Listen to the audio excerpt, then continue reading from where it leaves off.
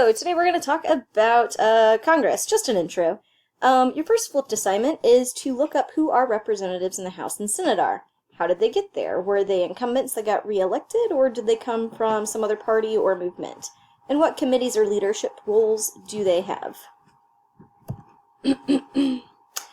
Article 1, Section 1 of the Constitution says that the purpose of Congress is that all legislative powers will be vested in the Congress. It shall consist of the Senate and the House. And then that article in that section goes on to list their specific powers. So what are some of their powers?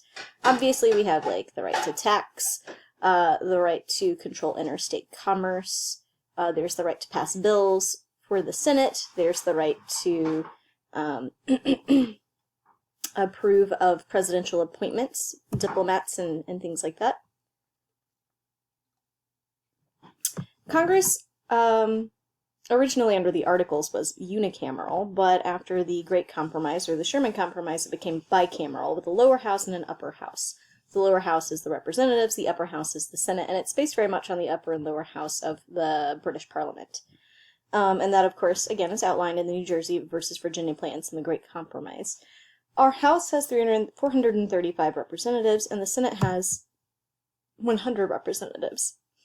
We've gone over this in class, but I'm going to repeat it, just so you have it. You have to be 30 years old to be a senator.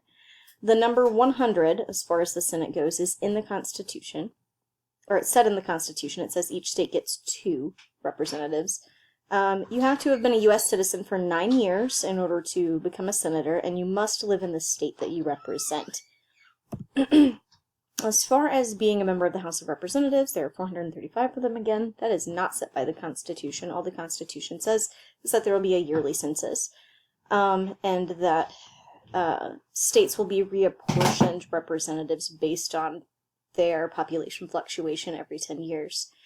The Constitution does say that you have to be 25 years old to run for the House. You have to have been a U.S. citizen for 7 years to run, and you must live in the state that you represent. Elections are held the first Tuesday after the first Monday in November on even-numbered years. It's a weird rule, and it's all based on farming and church, and it doesn't really make sense that we still do it this way. But we've gone over all of that in class. In the House, everyone runs every 2 years. Everyone is up for re-election every 2 years. The idea behind that is that they would be more accountable to their constituents, which is why they have specific districts and states that they work with.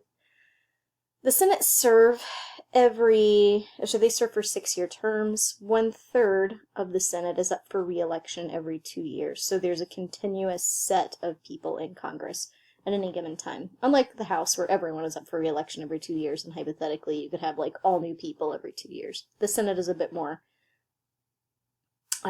firm, and they're expected to be more experts in their fields than the House of Representatives are. Terms of Congress begin in January of odd-numbered years. They last for 2 years, so we're on the 115th Congress right now, and it started this year, 2017. Each year is called a session. The 20th Amendment of the U.S. Constitution says that the Congress shall assemble at least once every year, and that such a meeting shall begin on the 3rd day of January, unless they shall by law appoint a different day. The 20th Amendment, of course, sets the inauguration date for the president on January 20th, so on inaugural years. That's what this different date is for, that section of that amendment. Congress can choose to meet on inauguration day instead of earlier. As far as leadership roles go, in the House you have the Speaker of the House, floor leaders, and whips. All of these are vocab terms. The Speaker of the House is the person who appoints people to committees and sorts bills into different committees, and gets to help set rules and things like that. Floor leaders come from both parties, and they help organize their party around certain issues. Whips are very important. They help to whip up votes. That's where that word comes from. In the Senate, you have similar leadership. You still have the whips and the floor leaders, but instead of having a speaker, you have the president of the Senate, which is technically the vice president, and he only ever shows up to break ties. When the vice president is not there acting as the president of the Senate, the person who leads the Senate is the president pro tempore. And he's the senior most member of the Senate, so the person who's been in Congress the longest. Usually that's the oldest person, but not always. Alright, and that's all for this one.